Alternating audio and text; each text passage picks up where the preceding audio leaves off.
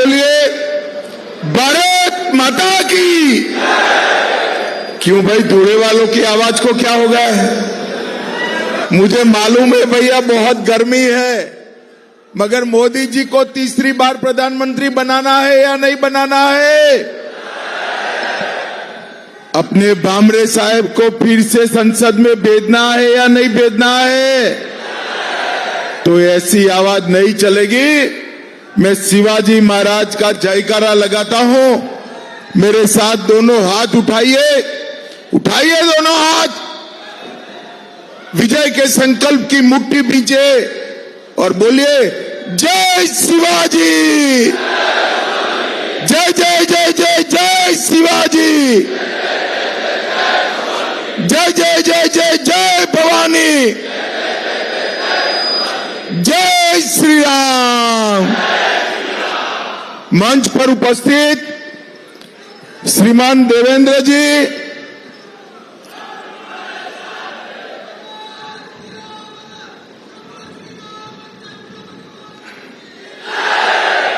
मंच पर उपस्थित भारतीय जनता पार्टी के वरिष्ठ नेता, केंद्रीय पार्लियामेंट्री बोर्ड के सभ्य और महाराष्ट्र के उप मुख्यमंत्री श्रीमान देवेंद्र फडणवीस जी, जिनको जिताने की अपील करने के लिए आज मैं आया हूं, ऐसे हमारे सांसद और प्रत्याशी श्री सुभाष भामरे जी, राज्यसभा के सांसद अजीत जी गोपछड़े जी, दादाजी भूसे जी, अजय कुमार रावल जी, दिलीप बोरसे जी, राहुल आहेर जी, अमरीश जी पटेल, राज्यवर्धन कदम पांडे, जयप्रकाश जी, गजेंद्र जी, धरती देवेरे जी, अनूप अग्रवाल जी, बबन चौधरी जी, अरविंद जी, राम बदाने जी, बाला साहेब जी, और आज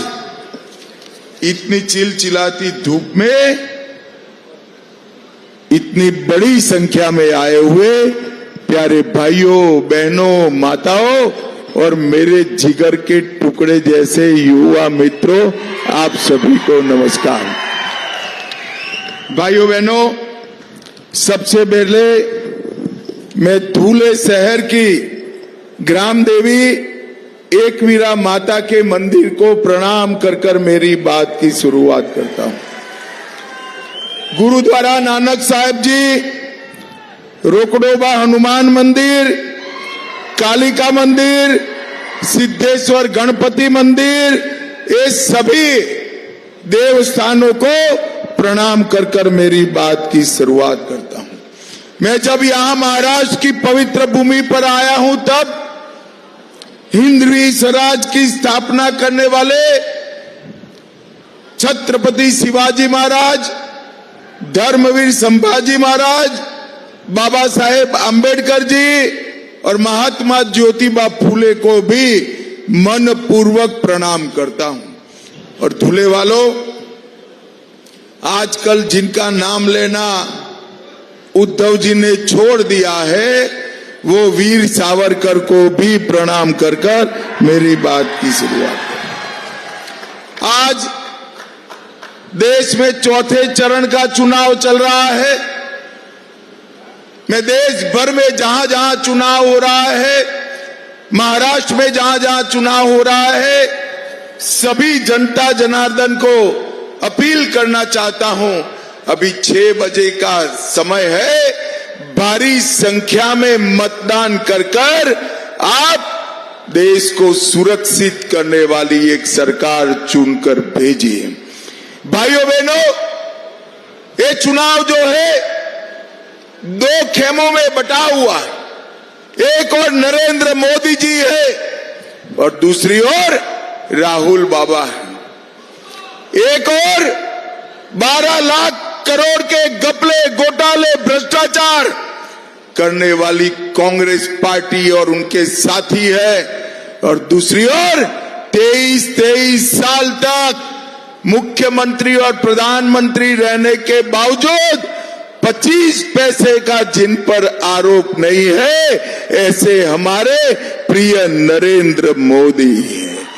भाइयों बहनों, एक थोड़ी गर्मी बढ़ते ही बैंकॉक थाईलैंड जाकर छुट्टी मनाने वाले राहुल बाबा है, और दूसरी ओर 23 साल तक दीपावली की भी छुट्टी लिए बगैर सरहद पर जवानों के साथ दीपावली मनाने वाले नरेंद्र मोदी है, नरेंद्र मोदी।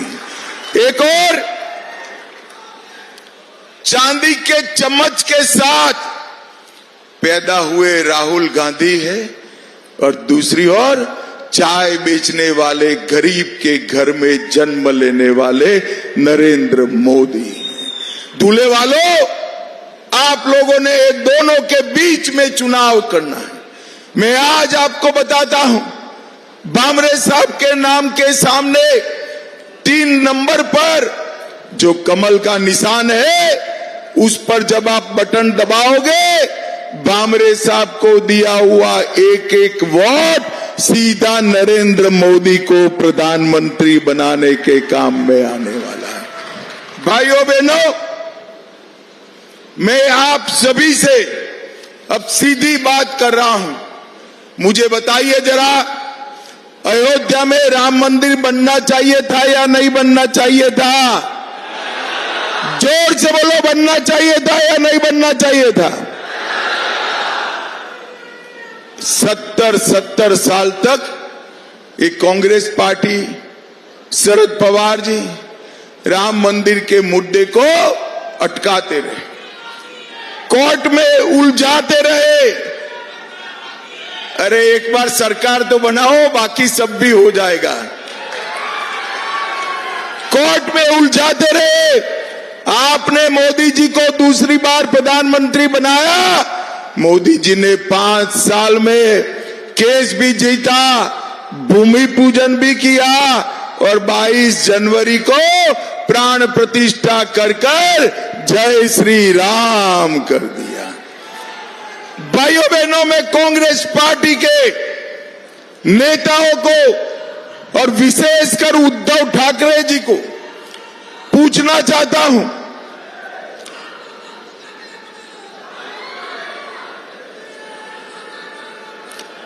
उद्धव ठाकरे जी को पूछना चाहता हूं कि प्राण प्रतिष्ठा का निमंत्रण जब आपको मिला तो आप प्राण प्रतिष्ठा में क्यों नहीं गए? मुझे बताओ भाई, राहुल जी, उद्धव जी ने प्राण प्रतिष्ठा में जाना चाहिए था या नहीं जाना चाहिए था? जोर से बोलो, जाना चाहिए था या नहीं जाना चाहिए था? वो नहीं गए। क्यों नहीं गए? क्योंकि उनको अपनी वोट बैंक का डर लग रहा है। मैं बताता हूं, हमें वो वोट बैंक का डर नहीं है। नरेंद्र मोदी जी ने काशी विश्वनाथ जो औरंगजेब ने तोड़ा था, वो काशी विश्वनाथ का कॉरिडोर बनाने का काम भी नरेंद्र मोदी जी ने किया। सोमनाथ का मंदिर सोने का बन रहा है, और इसके साथ साथ सारे अपने श्रद्धा केंद्रों का फिर से महिमा मंडन नरेंद्र मोदी जी कर रहे हैं। भाइयों बहनों, श्रद्धा केंद्रों के पुनरोद्धार के साथ साथ नरेंद्र मोदी जी ने देश को सुरक्षित करने का काम किया। मुझे बताओ दूल्हे वालों, ये जो कश्मीर है हमारा है या नहीं है? जोर से बोलो, है या नहीं है? एक खड़गे साहब कहते हैं, राजस्थान और महाराष्ट्र वालों का कश्मीर से क्या लेन देन है? खड़गे साहब 80 पार कर गए, आप दूल्हे वाले को नहीं जानते हो। दूल्हे का बच्चा कश्मीर के लिए अपनी जान दे सकता है मित्रों, जान दे सकता है। 70 साल से तुष्टीकरण की राजनीति के लिए एक कांग्रेस पार्टी ने धारा 370 को संभाल कर रखी थी। आपने नरेंद्र मोदी जी को दूसरी बार प्रधानमंत्री बनाया। मोदी जी ने धारा 370 को 5 अगस्त 2019 को समाप्त कर भारत का तिरंगा कश्मीर के आसमान में लहराने का काम नरेंद्र मोदी जी ने किया। भाइयों बहनों, आज मैं उद्धव ठाकरे जी को पूछना चाहता हूं, ये राहुल बाबा कहते हैं कि धारा 370 हटी, वो ठीक नहीं हुआ। उद्धव ठाकरे, जरा भी आप में नैतिकता है तो महाराष्ट्र की जनता को बताइए, धारा 370 हटनी चाहिए थी कि नहीं हटनी चाहिए थी। भाइयों बहनों, मोदी जी ने धारा 370 हटाकर आतंकवाद को समाप्त करने का काम किया है। मोदी जी ने देश में नक्सलवाद को समाप्त करने का काम किया है। ये कांग्रेस की सरकार थी, सोनिया मनमोहन की सरकार थी, 10 साल चली। शरद पवार जी वहां कृषि मंत्री थे, आए दिन बम धमाके होते थे, अपने बम्बे को भी दहला कर चले गए थे। भाइयों बहनों, मोदी जी आए, फिर से उन्होंने गलती की, उरी और पुलवामा में हमला किया, मगर इस बार प्रधानमंत्री नरेंद्र मोदी थे। 10 ही दिन में पाकिस्तान के घर में घुसकर सर्जिकल स्ट्राइक और एयर स्ट्राइक कर आतंकवादियों का सफाया करने का काम नरेंद्र मोदी जी ने किया। मुझे बताओ भाइयों बहनों, ये राहुल बाबा देश को सुरक्षित कर सकते हैं क्या? अरे जोर से बोलो, कर सकते हैं क्या? समृद्ध कर सकते हैं क्या? कांग्रेस पार्टी 11-11 साल तक देश के अर्थतंत्र को 11वें नंबर पर रखी। मोदी जी ने 10 साल में अर्थतंत्र को 11वें नंबर से 5वें नंबर पर लाने का काम कर दिया। और दूल्हे वालों में कहकर जाता हूं, मोदी गारंटी याद रखना, तीसरी बार प्रधानमंत्री मोदी जी को बना दो, देश को हम दुनिया का तीसरे नंबर का अर्थतंत्र बनाएंगे, तीसरे नंबर का। भाइयों बहनों, नरेंद्र मोदी जी ने पूरे देश में विकास को आगे बढ़ा है। यहां पर कई सारे काम भारतीय जनता पार्टी की सरकार ने किया है। देवेंद्र जी ने बताया है कि पानी की समस्या के लिए ढेर सारा काम दूल्हे में हुआ है। सिर्फ दूल्हे में 3,50,000 घरों में नल से जल पहुंचाया। कई साले जल प्रकल्प, इरिगेशन के प्रोजेक्ट रुके हुए थे। सुलवाड़े, जामफल, कैनोली सिंचाई योजना, इसके साथ साथ कई सारी सिंचाई योजना को करीब 2500 करोड़ रुपया खर्च कर दूल्हे की पानी की समस्या को हल करने का काम देवेंद्र जी और भामरे जी ने किया है। भाइयों बहनों, ये धुले जिले में 6 नेशनल हाईवे बनाए। धुले सोलापुर, दोंडाईचा कुसुम्बा मालेगांव, साकरी पीपलनेर, सटाना देवला चांदवड़ और सोनगिर दोंडाईवाड़ा अंकलेश्वर और नागपुर सूरत हाईवे, ये सारे हाईवे धुले में फिर से एक बार जीवंत करने का काम नरेंद्र मोदी जी और देवेंद्र फडणवीस ने किया है। मित्रों, एक बात मैं कहना चाहता हूं, पूरे देश में किसान जो कपास उगाता है, इसके लिए ऐसी योजना कोई नहीं लाया। देवेंद्र जी ने 4,000 करोड़ रुपया की भावांतर योजना लेके आए हैं कपास के किसानों के लिए। जैसे ही आचार संहिता समाप्त हुई, आपके बैंक अकाउंट के अंदर 4,000 करोड़ रुपया सीधा ट्रांसफर होने वाला है। भाइयों बहनों, सीधा ट्रांसफर होने वाला। भारतीय जनता पार्टी की सरकार ने महाराष्ट्र में विकास के लिए लगभग 15 लाख करोड़ रुपया भेजने का काम किया है। परंतु ये उद्धव ठाकरे जी वो जवाब दे, जब कांग्रेस की सरकार थी तब आपने क्या किया था। भाइयों बहनों, ये धुले के अंदर ढेर सारे काम भारतीय जनता पार्टी की सरकार ने किए हैं। 1800 करोड़ का भारत माला प्रोजेक्ट, धुले इंदौर रेलवे मार्ग, धुले दादर रेलवे शुरू कर दी, 6 हाईवे बनाए, 150 करोड़ से धुले के इंफ्रास्ट्रक्चर बनाने का काम किया और 25,000 आवासों को बनाने का काम धुले में समाप्त कर दिया। भाइयों बहनों, आज मैं यहां आया हूं तब सत्ता के कारण, सत्ता के लोभ में सिद्धांत छोड़ने वाले उद्धव ठाकरे को 5 सवाल मैं पूछना चाहता हूं। कांग्रेस के नेता आतंकी कसाब का समर्थन कर रहे हैं। उद्धव ठाकरे, क्या आप कांग्रेस के नेताओं के साथ है? इसका जवाब महाराष्ट्र की जनता को दीजिए। दूल्हे वालों, मुझे बताओ, ट्रिपल तलाक वापिस आना चाहिए क्या? जोर से बोलो, आना चाहिए। एक कांग्रेस पार्टी मुस्लिम पर्सनल लॉ वापिस लाना चाहती है। उद्धव ठाकरे, आप जवाब दीजिए, क्या आप इसके साथ हैं?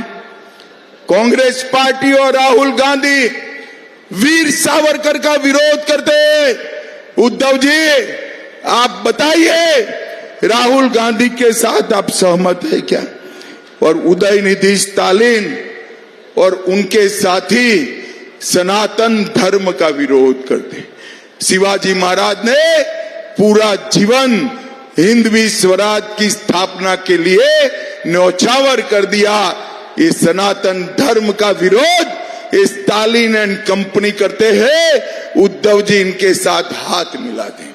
उद्धव ठाकरे, आप महाराष्ट्र की जनता के सामने स्पष्ट करिए कि आप सनातन के विरोध में इनका समर्थन कर रहे हो या नहीं कर रहे हो। भाइयों बहनों, मैं आप सभी को पूछना चाहता हूं, कोरोना का टीका आप सभी को लगा है या नहीं लगा है? जरा लगा है वो दोनों हाथ उठाइए तो जरा मुझे बताओ। 25 पैसा भी देना पड़ा है। मोदी जी ने सामने से कॉफी पिलाकर कोरोना का टीका दिया ना। मुझे बताओ, कोरोना जैसा कोई संकट देश पर आता है, ये इंडिया अलायंस के नेता राहुल गांधी देश को बचा सकते हैं क्या? अरे जोर से बोलो, बचा सकते हैं क्या? चंद्रमा पर चंद्रयान को पहुंचा सकते हैं क्या? अरे जिसका खुद का लॉन्चिंग राजनीति में 20-20 बार फेल हो गया, वो राहुल गांधी क्या चंद्रयान लॉन्च करेंगे? भाइयों, ये पाकिस्तान को मुंह तोड़ जवाब दे सकते हैं क्या? जोर से बोलो, दे सकते? ये नक्सलवाद समाप्त कर सकते? ये आतंकवाद समाप्त कर सकते? ये देश को समृद्ध बना सकते?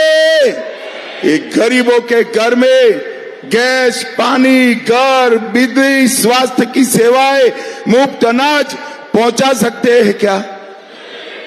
भाइयों बहनों, ये लोग केवल और केवल अपने परिवार के लिए भी इकट्ठा हुए।